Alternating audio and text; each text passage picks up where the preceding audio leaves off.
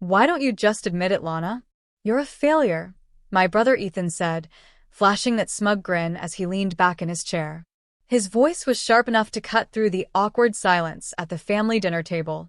Forks froze. My mother looked down at her plate like she didn't hear anything. My aunt giggled behind her wine glass. Then Ethan added with a laugh, "You walk dogs for a living." Dogs, Lana. Meanwhile, I'm managing million-dollar accounts in Manhattan. Before we begin, drop a comment and tell us what would you do in this situation? Be honest, tell me in the comments below. We read every comment. Let's begin. Everyone laughed. Even my cousin Julia, who still lived with her parents and barely passed community college, smirked like she was suddenly royalty. I just sat there, breathing quietly, gripping my fork tighter under the table. My knuckles went white, but I didn't say anything. Not yet. Not when the people I called family were busy making me the punchline. Ethan looked proud of himself. You know, it's honestly embarrassing. You're almost 30, Lana. And what do you have to show for it? No degree. No house. No fiancé. Not even a real job. The worst part? My mom said nothing. She always did that, stayed silent when Ethan took his shots at me. She used to say, "Don't take it personally, sweetie. He just wants you to do better." But how is humiliation supposed to help me do better? Anyway, Ethan continued, swirling his glass of Merlot, if you ever want to upgrade from scraping by in leggings and sneakers, I could always ask my boss if there's a receptionist position open. I'm sure he'd love a good laugh. I swallowed hard. My chest burned. I wasn't angry. No, I was past anger. But before I could open my mouth, the doorbell rang. Everyone looked toward the front of the house. Aunt Michelle whispered, "Who could that be at this hour?" Mom stood, awkwardly brushing crumbs off her sweater. I wasn't expecting anyone. The doorbell rang again, this time more firmly.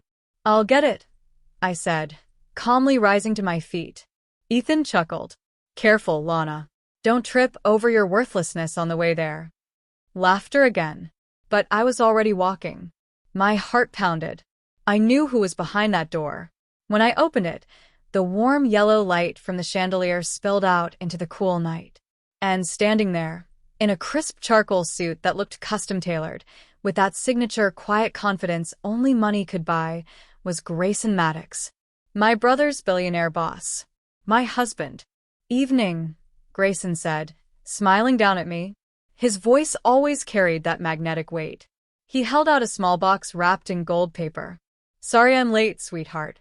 Traffic was hell." I took the box without saying a word. Behind me, I could feel the silence in the dining room choking the air. Then Grayson looked past me, into the house. He stepped inside. My mom stood frozen in the hallway, hands clutched together like she couldn't decide if she should scream or curtsy. Ethan blinked. "Mr. Maddox?" Grayson gave him a polite nod. "Ethan. Good to see you again. Didn't know you were related to my wife." The room collapsed into silence. Aunt Michelle nearly dropped her wine. Julia's fork clanged against her plate. Even my dad, who barely looked up when I arrived, was now standing like a statue. I looked at Ethan.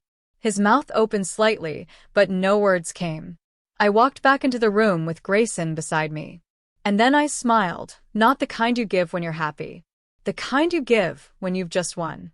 "I hope dinner's still warm," I said softly. "I told Grayson all about your lovely cooking, Mom." And Ethan, Grayson's been so excited to meet the family you kept telling him about in meetings. Grayson put an arm around me and kissed my temple. "She's always been my peace," he said gently. "You should be proud." Ethan looked like someone had punched the air out of his lungs. But I wasn't done. Not even close. Ethan still hadn't sat down. His fingers twitched on the edge of his chair, eyes bouncing between me and Grayson like he couldn't believe what he was seeing. He looked betrayed, threatened, and small, so much smaller than he ever wanted to feel. Grayson gave him that patient, composed look billionaires have mastered, the kind that says, "I've already won. You just don't know it yet." "So," Grayson said, loosening his tie just a touch, "what were you all talking about before I came in?" I let that question hang in the air. My mom cleared her throat. Just family updates. You know how dinner conversations go.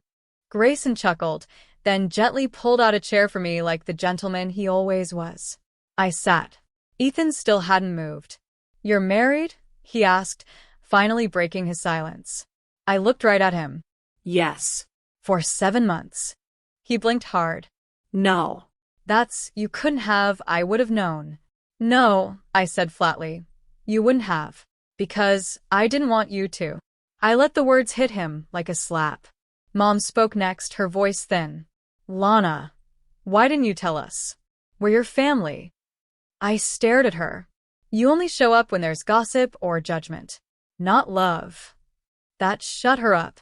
Ethan sat down slowly, his whole body tense. "So, what? This was some kind of revenge? You married my boss just to humiliate me?" Grayson looked at him calmly. "You think Lana would go through a life commitment just to get back at you? That's a pretty self-centered view, Ethan." Ethan turned red. "You don't know what she's like. You see some perfect version of her." "I see the real her," Grayson said, and for the first time, his voice carried weight. "The woman who stayed up with me during 3 a.m. board calls. The woman who walks abandoned dogs during the rain because no one else shows up. The one who chose her passion, even when it didn't come with praise or a 6-figure salary." He looked around the table. "I see the woman none of you took the time to actually know." A heavy silence. Then my dad spoke for the first time. "So, what's your plan now, Lana? You gonna play house in his penthouse and rub it in everyone's face?" I stared at him. "No." "I'm going to keep doing what I do. Except now, I don't have to explain myself to people who never respected me in the first place." Grayson reached over and gently took my hand. "We didn't come here to boast. We came here because Lana wanted to give her family one more chance. She said maybe, just maybe, tonight would be different." I looked around at every face. I was wrong. Ethan slammed his fist on the table. "I busted my ass to get into that company. You're telling me my dog-walking sister is now sleeping in the CEO's bed? That's not fair." I stood slowly. "You want to talk about fairness? You humiliated me in front of the people who should have protected me. You laughed at my work, at my life, for years. You stripped me of dignity like it was a game." I paused, then said it clear. "And the man you look up to, the one who signs your checks? He looks at me with more respect than my own brother ever did." Then came the blow. Grayson said casually, "By the way, Ethan, about that promotion you asked for?" Ethan's face lit up for half a second. Grayson's expression hardened. "It's a no. Effective immediately." "You're firing me?" Ethan's voice cracked. "No." "I'm promoting someone else. You'll stay, just no upward path for now. Maybe next time you'll think twice before mocking people who work hard with heart." My brother's mouth fell open, but no words came. He sat there, silent, humiliated, and powerless.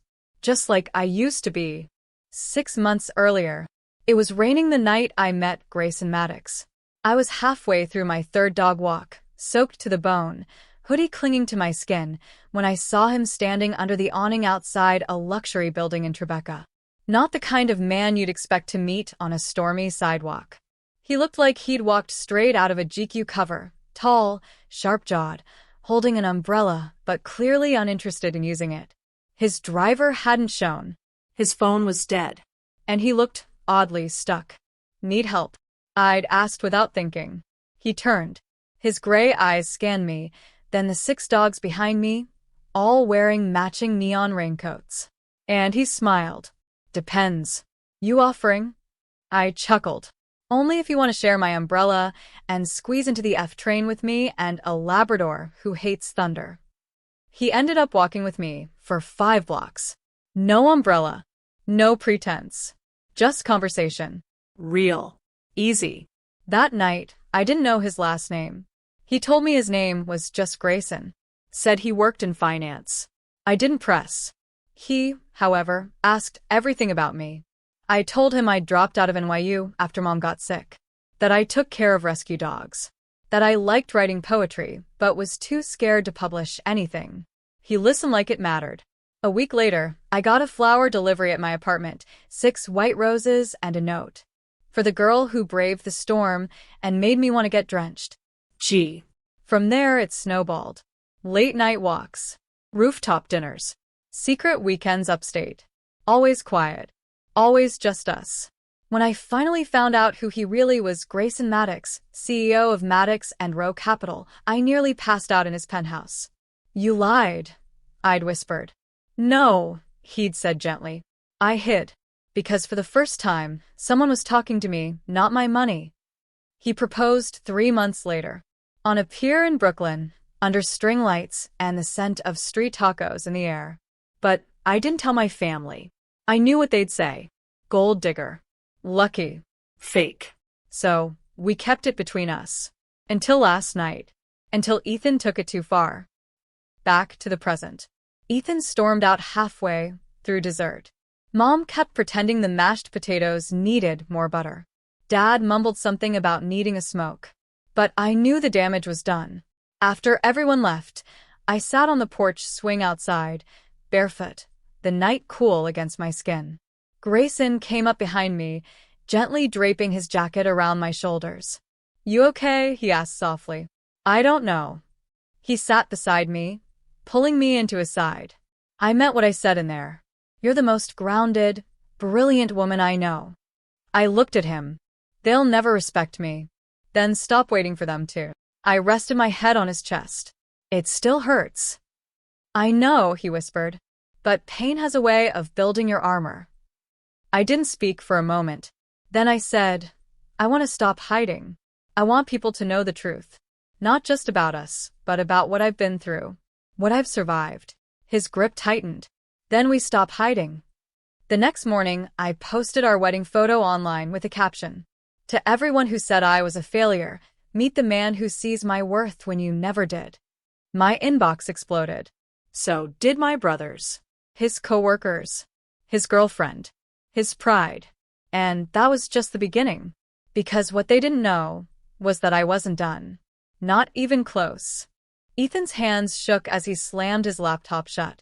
He'd just read the news headline, splashed across every major finance blog and LinkedIn thread like a wildfire. Grayson Maddox announces new co-chair of Maddox and Rowe, his wife, Lana Maddox. Not dog walker. Not unemployed sister. Not failure. Company. Chair. He tried to call Grayson. No answer. He tried texting me. I left him on read. The whole firm was whispering. He knew it. From the second he walked into the building, his coworkers were looking at him like he was radioactive. The girl he mocked in front of his entire family now had authority over him. Worse, he knew what was coming next because I had proof. Flashback to 2 weeks earlier. I was in Grayson's office when I first stumbled across the internal file. I hadn't meant to. He was in a meeting, and I just stopped by to drop off lunch and wait for him. His assistant had let me in. The folder was left open on his screen. Proposed layoffs Q3, under Ethan Maddox recommendations. My brother. He'd submitted a list of employees to be cut, including Grayson's longtime secretary, Javier, who had stage 2 cancer, and a single mom who'd just returned from maternity leave. He'd written next to their names. Emotionally taxing employees. Low ROI. Replace with fresh hires. Cold. Heartless. Strategic. And Grayson hadn't seen the note yet. His assistant had printed the wrong draft for the executive review.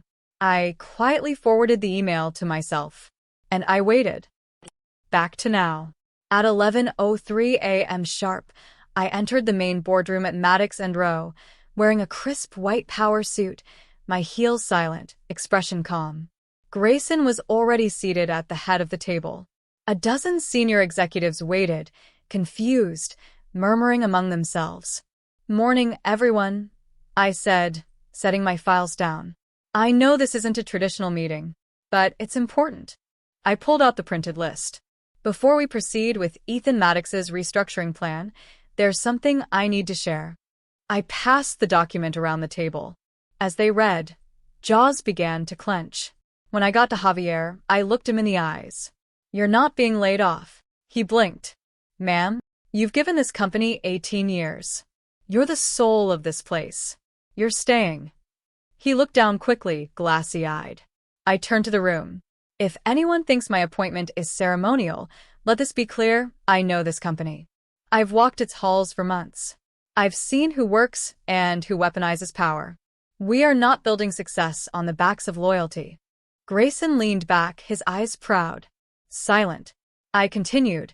Effective immediately, Ethan Maddox is being reassigned to an advisory role. No executive decision-making authority. No team leadership. Grayson finally spoke. Lana's leading the culture restructuring moving forward. You answer to her now. The room fell completely quiet. No pushback. No snickers. No whispers of nepotism. Because deep down they knew Ethan had earned this. And I'd been underestimated long enough. Later that night, Ethan showed up at our apartment building. Security called up, asking if we'd allow him access. Grayson looked at me. I nodded. Let him up. Ethan stormed in 20 minutes later, face flushed with humiliation and desperation.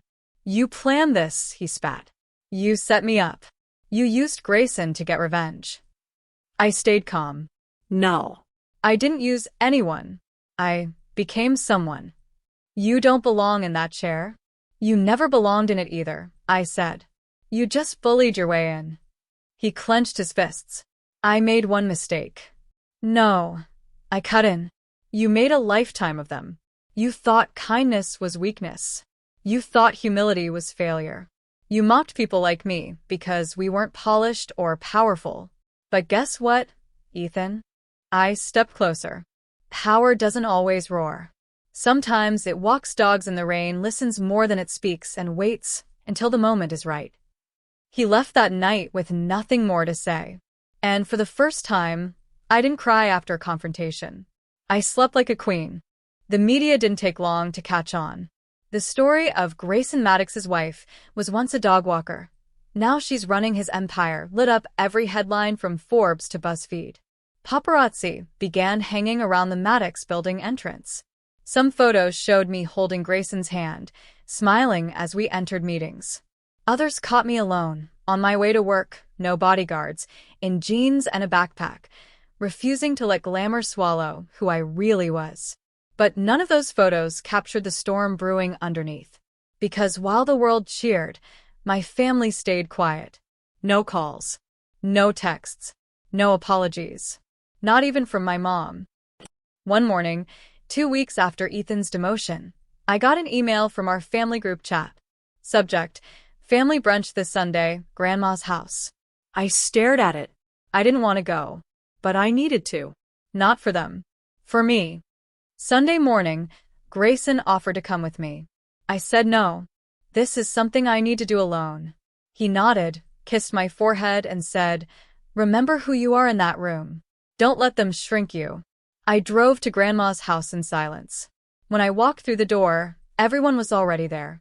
Ethan looked up and then looked away. Mom forced a smile. Dad didn't even bother. I stayed standing. No hugs. No hellos. Just silence. Until Grandma broke it. She stood up, all 85 pounds of sass and steel in her floral cardigan, and said, Well, it's about time someone in this family put Ethan in his place. Everyone turned. She looked at me. You did good, Lana. You made me proud. My chest tightened. That's all I'd ever wanted to hear. I walked to her, hugged her tightly, then turned to the room. I'm not staying long. But I wanted to say something. The clinking of forks paused.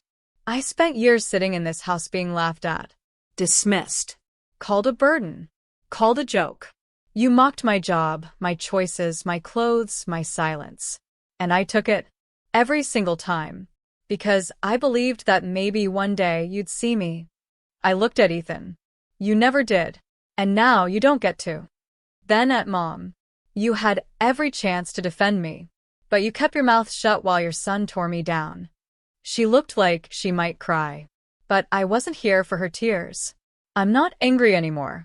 I'm just done waiting for people to love me the way I needed to be loved. I started to walk away, then stopped at the door. Oh, and Ethan? I turned slowly. Next time you call someone a failure, make sure you're not speaking to your future boss. I left without looking back. 3 months later, Ethan quietly resigned from Maddox and Rowe. Word got out that he'd been blocked from promotion again twice. Grayson never spoke a word against him. He didn't have to. The numbers spoke for themselves. Employee morale soared. Loyalty deepened. Lana Maddox had reshaped the company culture. And she did it with empathy, not ego. One afternoon, I found a letter slipped under my office door. It was from Ethan. I deserved it. All of it. You showed me what real strength looks like. Not money. Not titles. Just grace under fire. I'm sorry. Not asking for forgiveness. Just telling the truth. I kept the letter. Didn't respond. Not out of cruelty, but out of closure. Because some apologies are only meant to be read, Not relived. and me, I never stopped walking dogs. On weekends, I still volunteered at the same rescue shelter where I'd found my first paycheck. But now I did it in boots that cost more than my first car, with a heart that weighed less than it ever had before. Because the truth is, I never needed revenge. I just needed to rise and let the silence around me echo with regret. And that's exactly what I did.